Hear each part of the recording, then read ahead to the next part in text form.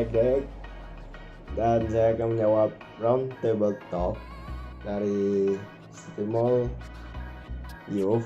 Soalan pertama, apakah ayat firman Tuhan pegangan hidup Anda sehingga hari ini?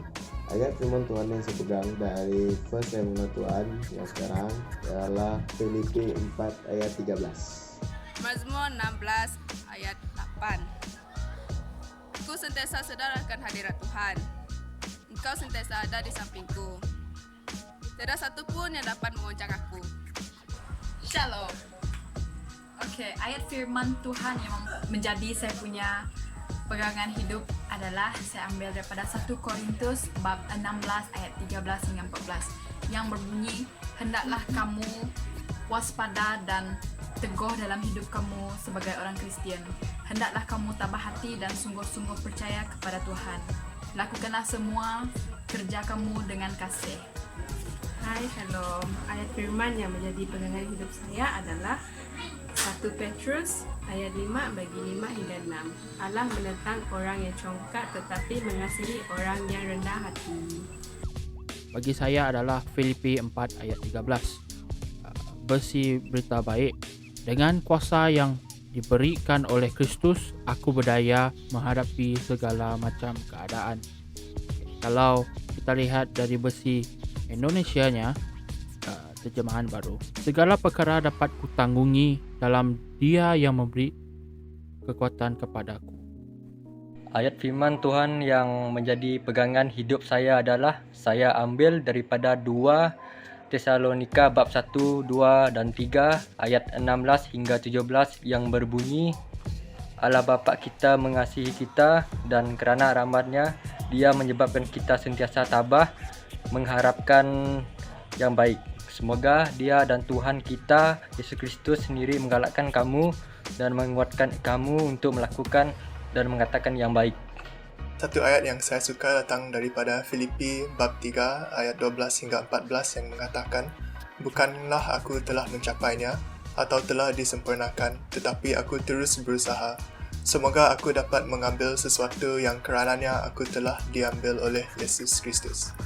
Saudara-saudara, aku tidak menganggap diriku telah dapat mengambilnya, tetapi satu perkara aku lakukan, melupakan segala yang di belakang dan cuba mendapatkan segala yang di hadapan. Aku terus berusaha ke arah matlamat mendapatkan ganjaran, iaitu panggilan Allah ke syurga dalam Kristus Yesus.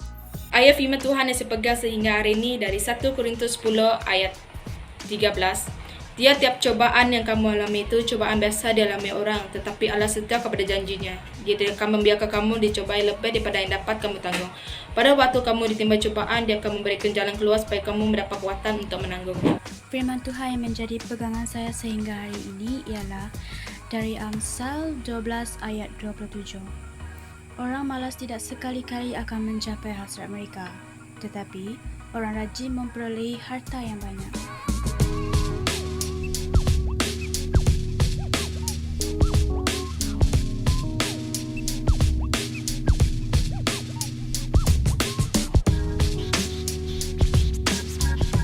Kedua, mengapa ayat firman Tuhan itu sangat istimewa dalam hidup anda?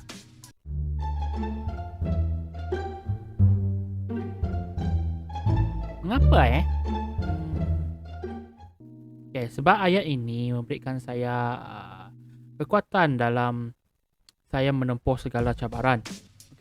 Di saat saya putus asa, tapi dalam otak saya, dalam fikiran saya selalu fikir ayat ini. Di mana Tuhan memberitahu saya secara pribadi di mana segala cabaran ada dalam hidup saya tidak akan melebihi kekuatan saya. Jadi, firman ini sangat istimewa bagi hidup saya kerana ia mengingatkan saya bahawa saya perlu rendah diri dan tidak fokus akan hal yang telah berlaku, tetapi terus berusaha setiap hari untuk lebih mengenali Tuhan, melayani dengan lebih baik dan menjadi berkat kepada orang di sekeliling saya. Dan mengapa ayat firman Tuhan itu sangat istimewa bagi hidup saya? Kerana ayat firman Tuhan itu mengajarkan tentang mengasihi, mengajarkan kita agar sentiasa tabah, dan akhir sekali mengajarkan kita mengatakan yang baik. Kenapa ayat ini istimewa bagi saya? Karena ayat ini memberitahu saya agar saya mesti sentiasa kuat, tabah di saat menghadapi cobaan. Karena saya tahu setiap cobaan pasti mempunyai jalannya. Untuk saya, karena ia menjadi suatu motivasi untuk saya. Ia menjadi satu semangat untuk saya juga, dan menjadi satu peringatan untuk saya. Seperti yang dikatakan dalam firman tersebut, segala perkara dapat ditanggung dalam Dia. Dan saya berpikir, apa yang saya buat, apa yang saya lakukan dengan kekuatan saya adalah dari Dia, dari Tuhan saya, dari Bapa saya, yang berada di surga. Kenapa ianya istimewa bagi saya? Sebab kita boleh belajar rendah diri dan jangan terlalu berlagak dengan apa yang kita ada, contoh kekayaan, kehidupan dan lain-lain.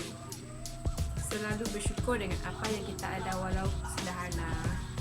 Kenapa saya rasa ini merupakan saya punya ayat firman Tuhan yang istimewa? Sebab ia mendorong kita untuk hidup teguh sebagai orang Kristian, supaya kita menjadi Alkitab kepada kehidupan orang di luar sana, dan sungguh-sungguh percaya kepada Tuhan. Di pandemik ini berbagai macam yang terjadi, jadi kita harus tetap percaya kepada Tuhan. Lepas tu dia mengajar kita untuk melakukan semua perkara kita dengan penuh kasih.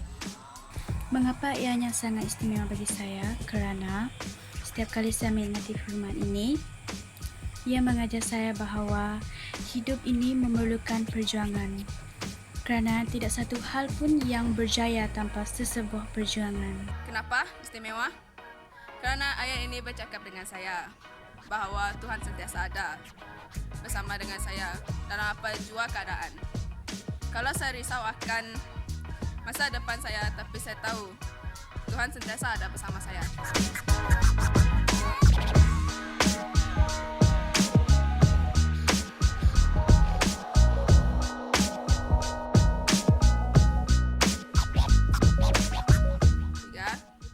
Apakah dorongan anda kepada anak-anak murid muda yang lain?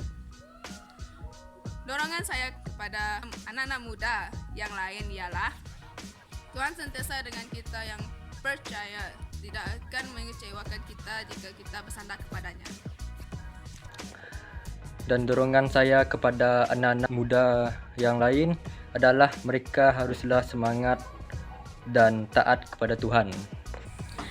Dorongan saya kepada muda-mudi yang lain supaya jangan berputus asa melakukan sesuatu perkara. Teruskan dan bangkit.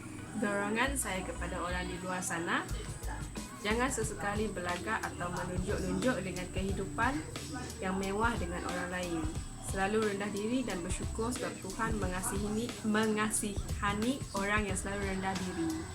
Jadi dorongan saya untuk kita semua di luar sana, di dalam Alkitab ini dia sangat jelas bahawa kita harus teguh dalam kehidupan kita sebagai orang Kristian. Jadi dia juga saya punya dorongan kita agar kita tabah hati dan percaya kepada Tuhan di saat pandemik inilah, supaya kita tabah dalam menghadapi apa yang berlaku dan juga melakukan semua apa yang kita telah diberikan kepada kita dengan penuh kasih. Dorongan saya kepada anak-anak muda yang lain ialah Yesus telah berkata bahawa terdapat dua perintah terutama, iaitu kasihilah Tuhan dengan sepenuh hatimu, dengan sepenuh jiwamu, dengan sepenuh fikiranmu, dan dengan sepenuh kekuatanmu. Dan yang kedua ialah kasihilah sesama manusia seperti kamu mengasihi dirimu sendiri. Jadi jangan berhenti dalam perjalanan kamu dengan Tuhan. Teruskan usahamu mengejar Tuhan dalam kehidupan seharian. Perkara yang paling penting ialah hubungan antara kamu dengan Tuhan.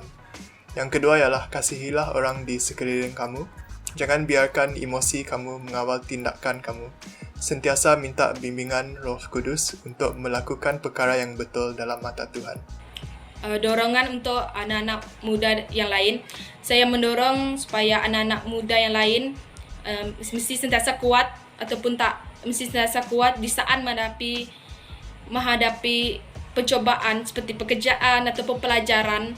Dorongan saya untuk muda-mudi yang berada di luar sana, jangan memikirkan diri kamu lemah, jangan memikirkan apa yang kamu lakukan lemah, karena Tuhan yang setia, Tuhan yang sayang kepada kita, yang memberi kekuatan untuk kita setiap masa, setiap hari. Dan jangan terlalu memikirkan benda yang buruk dalam hati maupun dalam minda kita.